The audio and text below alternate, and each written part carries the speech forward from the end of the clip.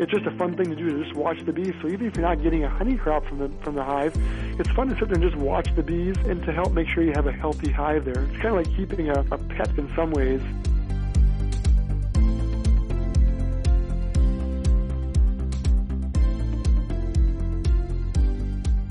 Hello again and welcome back to another episode of Wisconsin's Outdoor Explorer podcast. I am your host, Jason. You know, I think I can safely say that most of us here in Wisconsin are ready for warmer days. I know I am. I'm getting tired of the cold mornings and having to bundle up if I want to go for a walk. I'm ready for warm sunshine on my face and smelling flowers. And my guest today is also looking forward to seeing flowers bloom, and not just because he likes their beauty. You see, flowers and blossoms are a huge part of his life and business. Where there are blossoms, so are his bees. Today, I'm talking to Kent Pegorsch. He's been a beekeeper for over 40 years and is currently the president of Wisconsin Honey Producers. I wanted to find out from Kent what it takes to keep bees and what are some things you can do to help bees in your area. And of course, we talked about honey and the impact the honey industry has on Wisconsin agriculture.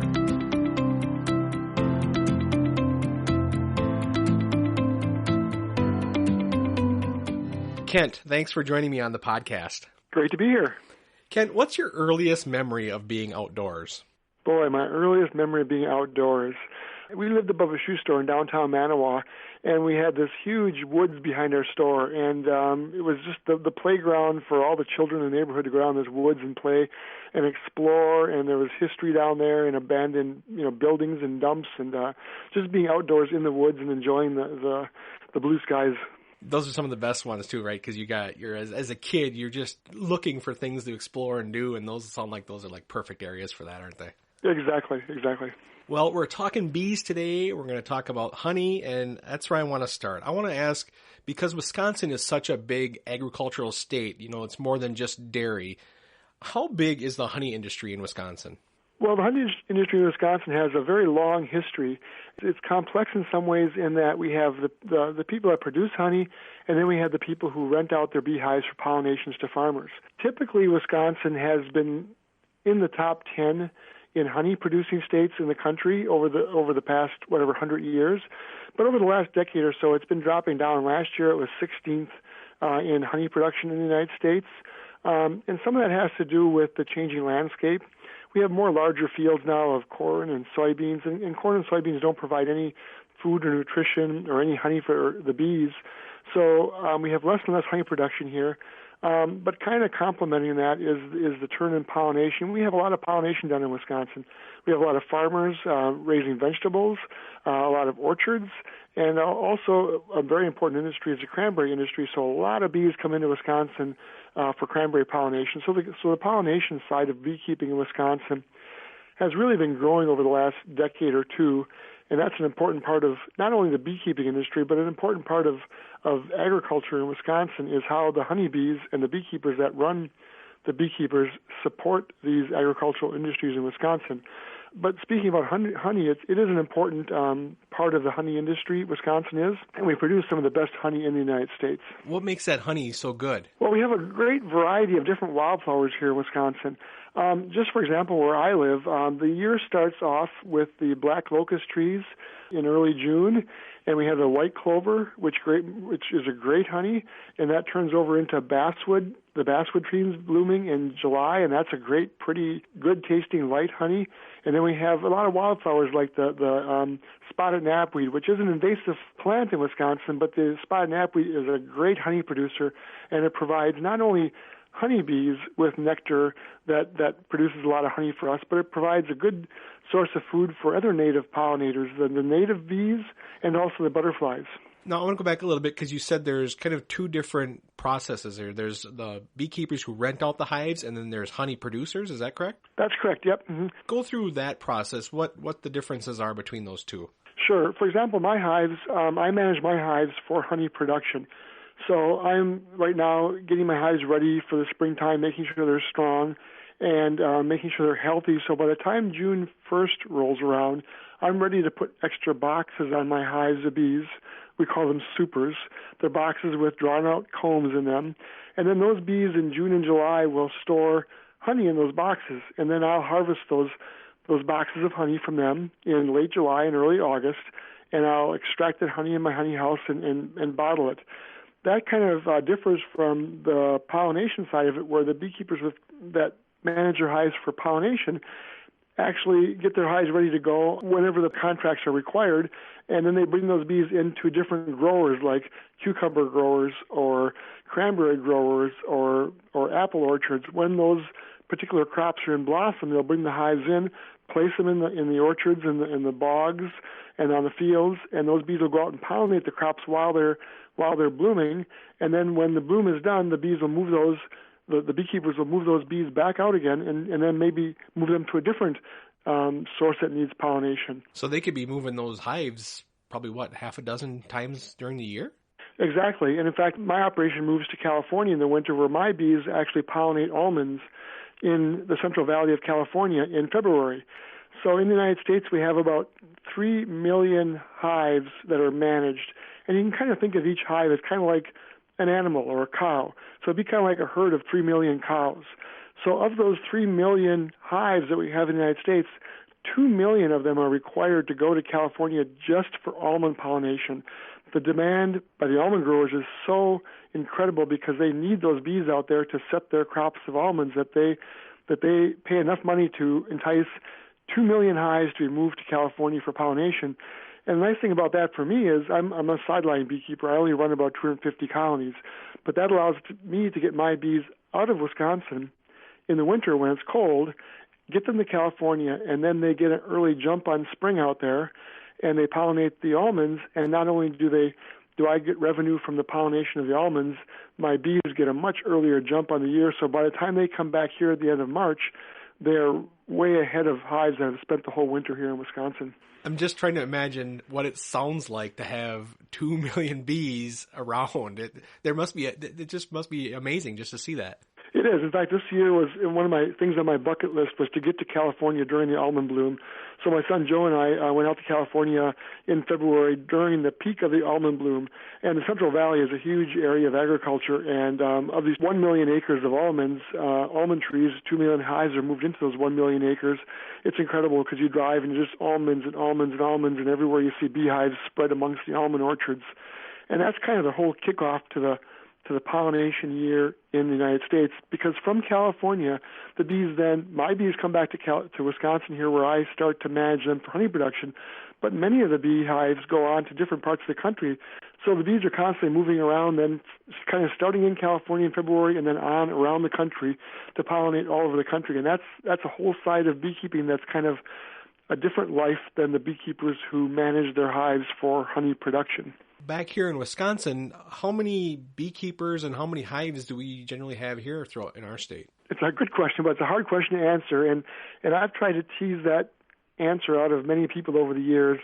And probably the closest or most credible answer I can get is from a beekeeping equipment supplier who estimated there was about 5,000 beekeepers in Wisconsin. But that's really a general number because you have three types of beekeepers typically. You have the hobbyists who have between 1 and, let's say, 10 hives, who just raise the bees and the honey for their own personal use.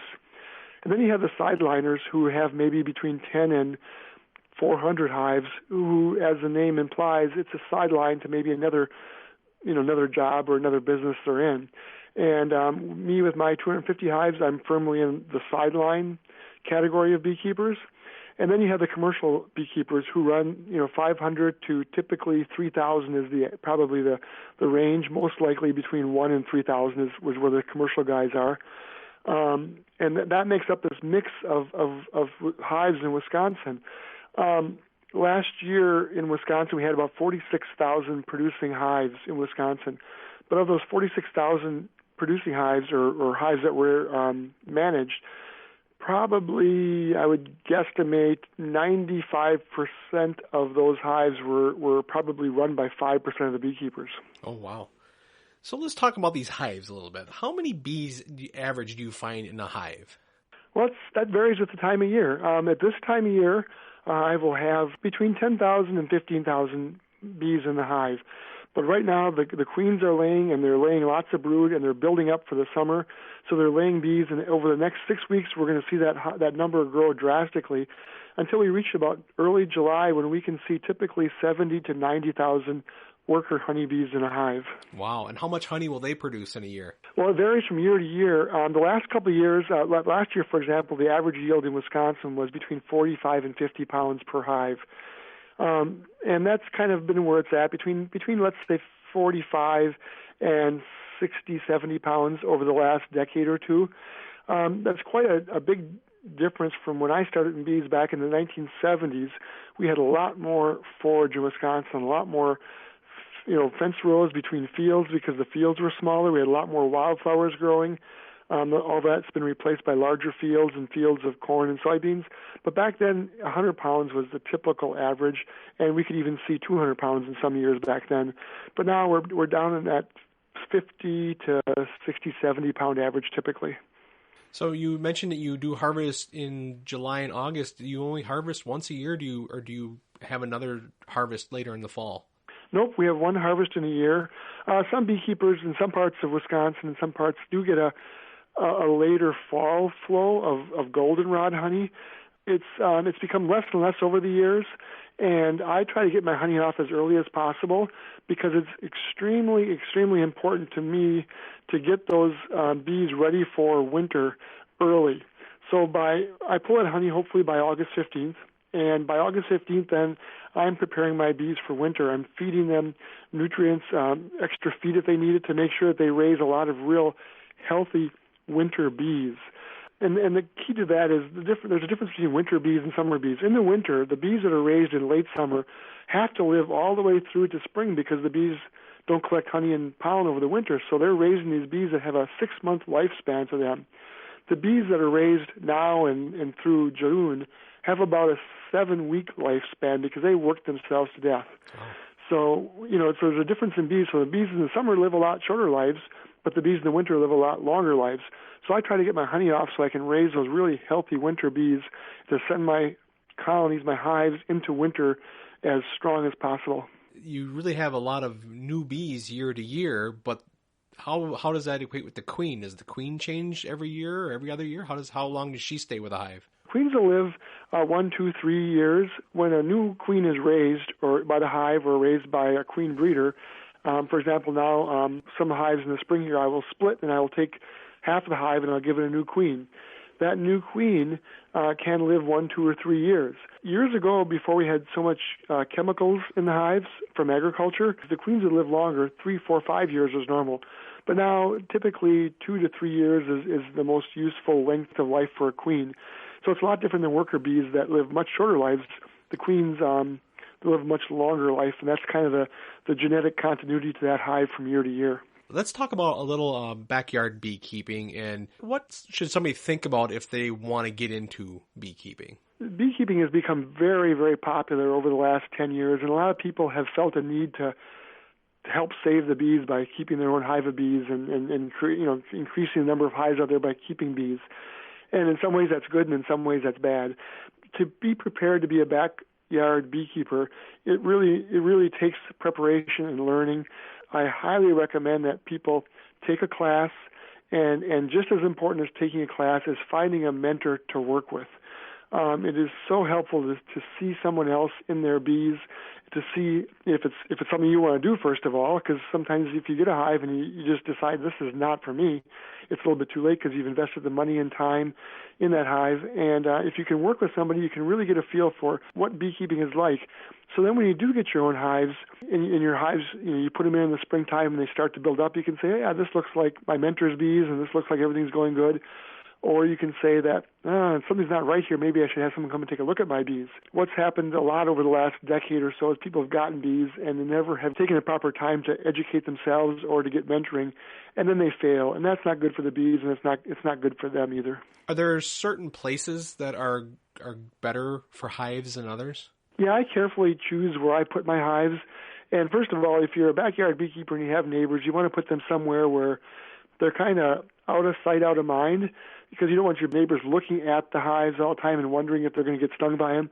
And also, if you can put them somewhere that the bees have to fly up and away, because if you put them, let's say, behind a building where they have to fly up and away to go to the fields, that way they're not flying across the yard, maybe across their flight path isn't interfering with maybe the neighbor's kids playing in the backyard. So trying to keep them in a smart place relative to your neighbors. Myself, I put a number of hives in each location, and mine are usually in rural areas, in woodland areas. But I try to find places that are protected from the wind, from the west and the north, that get the morning sun, where they get warmed up and get going early in the morning. And if they have a little bit of shade in the afternoon, that's okay. But particularly sunny sites are good because it keeps hives healthier by being in sunny areas compared to being in the dense woods where it's very shady and damp. What are some things that maybe a backyard gardener can do to help bring bees in, or at least help the bee population overall? The first thing that people can do is, in the month of May, is do what some people are referring to as no mow May, where they just leave their yards flower up into dandelions and weeds, so that those flowers that are in your yard in the first month of May are extremely important food sources for honeybees. And not only honeybees, but for native pollinators, native bees, and the butterflies.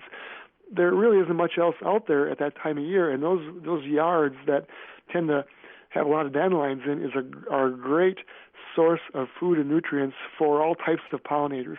So that's the first step people can take. The second step is maybe make your yard a little bit smaller, have some nice green grass because you like to maintain green grass, but have some areas around the edge that you let go wild. And in those wild areas, if you're so inclined, you can find seed mixes that you can plant, seed mixes that are pollinator-friendly seed mixes, and that actually grows up. And it's really, when you do get those areas developed, it's a beautiful perimeter to your yard because you have butterflies flying in there and native bees and honeybees and the flowers, of course. It's a great, it's almost mesmerizing when I come out my backyard and I see that area like that I have where it's a wild area. And in the summertime, it's just alive with pollinators. Yeah, and the photographer in me loves those type of areas because you can just get in close and really see them getting some work done and really get some great pictures too. So I know exactly what you're talking about. They're perfect little habitat areas that you can have right in your own backyard. Exactly. So how far will that bee travel to get to your backyard? Well, honeybees can fly 2 to 3 miles to get to a nectar source. But the further they fly, the less efficient it is for them energy-wise.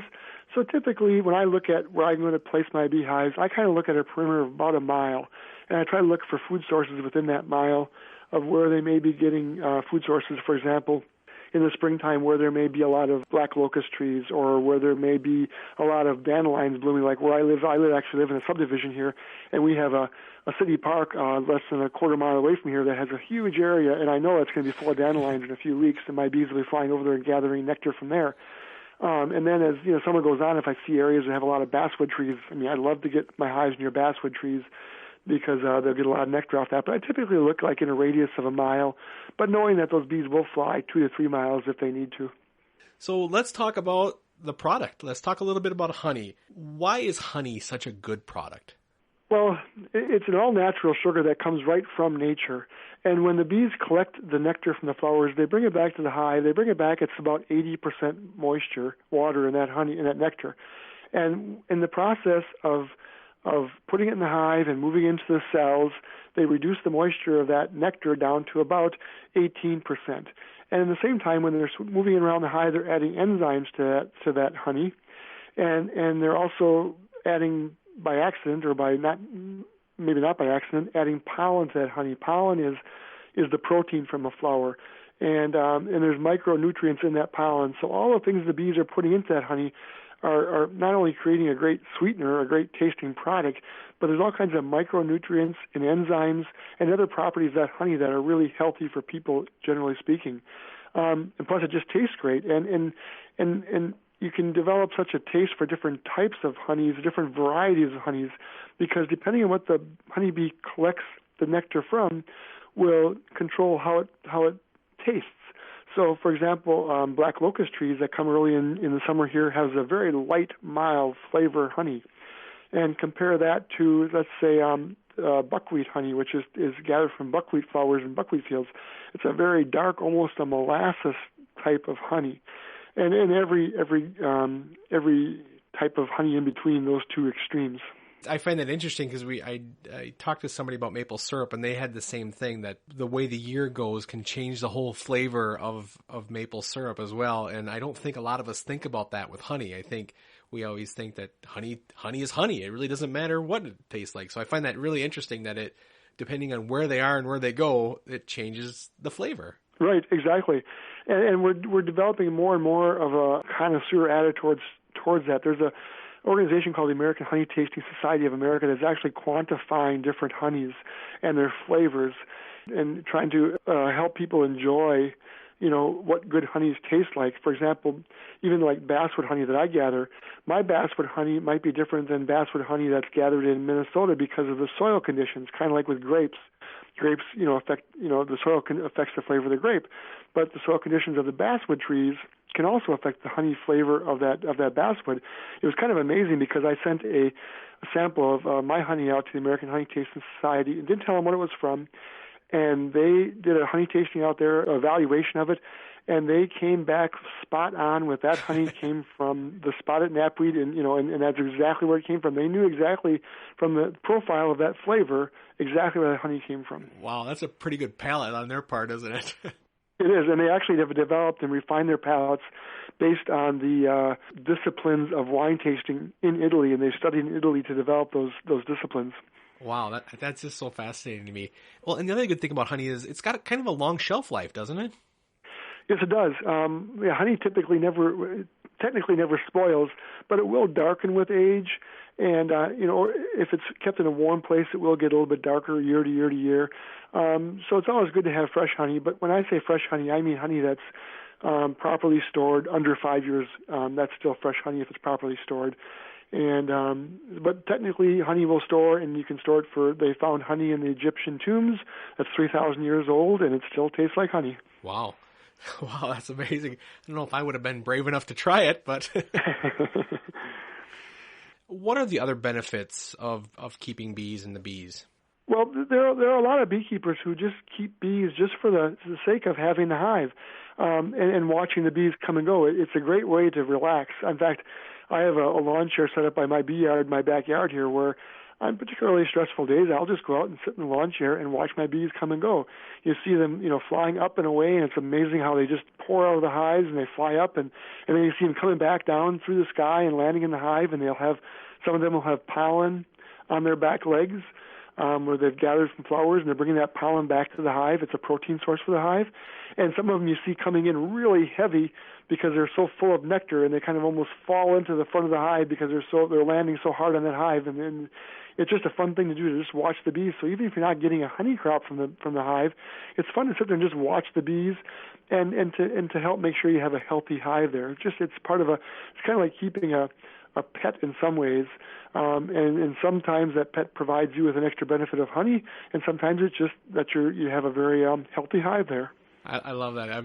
I'm learning so much about this, and I think the whole beekeeping and the bee industry is just such a fascinating industry. And like I said, it's one that I think we forget about sometimes, that is part of agriculture and that is part of Wisconsin, and it's an important part of Wisconsin.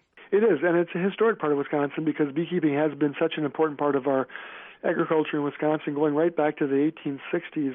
It's a really neat thing. The Wisconsin Honey Producers was formed in 1864, and it continues as an organization. So there's not too many organizations that have been around that long, and it's the oldest continually run, beekeeping organization in the United States. And we tit for tat for that with Michigan a little bit. Michigan claims that same status, but I think Wisconsin is, from what I've done, I think historically Wisconsin is the longest running bee organization. Yeah, we'll take it from Michigan. We won't let them have That's that. Right. So where can people go to learn more about you and beekeeping in general? Well, a good place to start with beekeeping is to try to find some classes. And you can go to the Wisconsin Honey Producers website.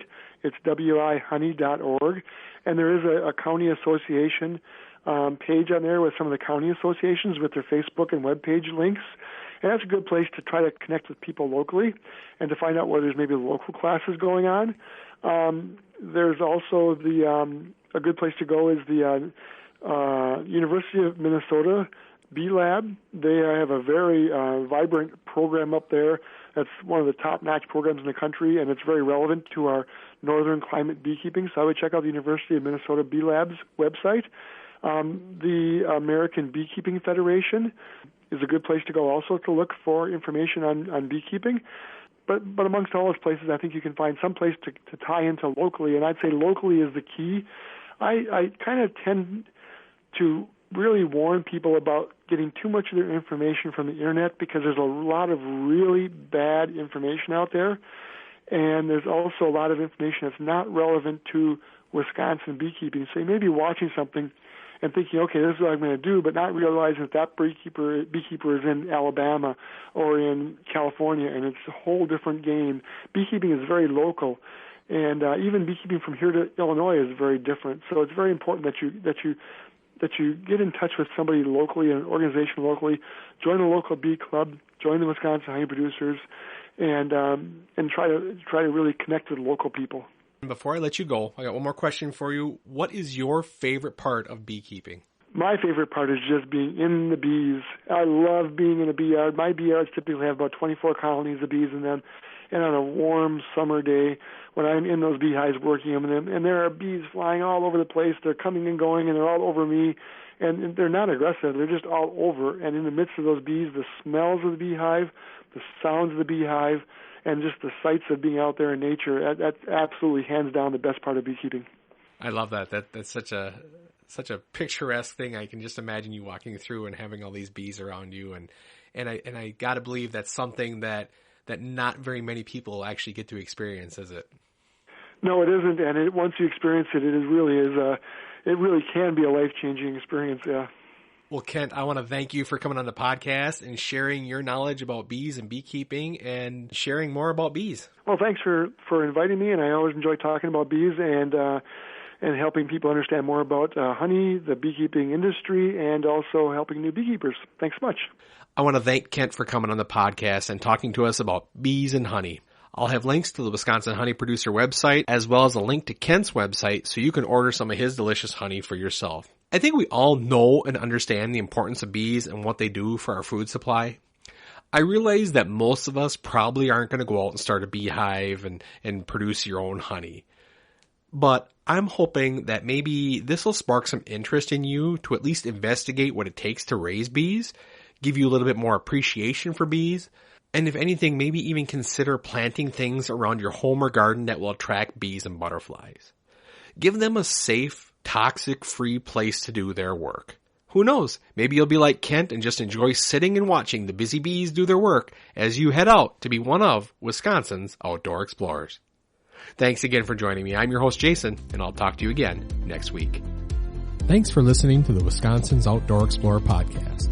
For more great information about being an outdoor explorer, visit our website at wisconsinsoutdoorexplorer.com. Be sure to check out the blog page and follow us on social media. And don't forget to subscribe to this podcast wherever you listen to your favorite podcasts.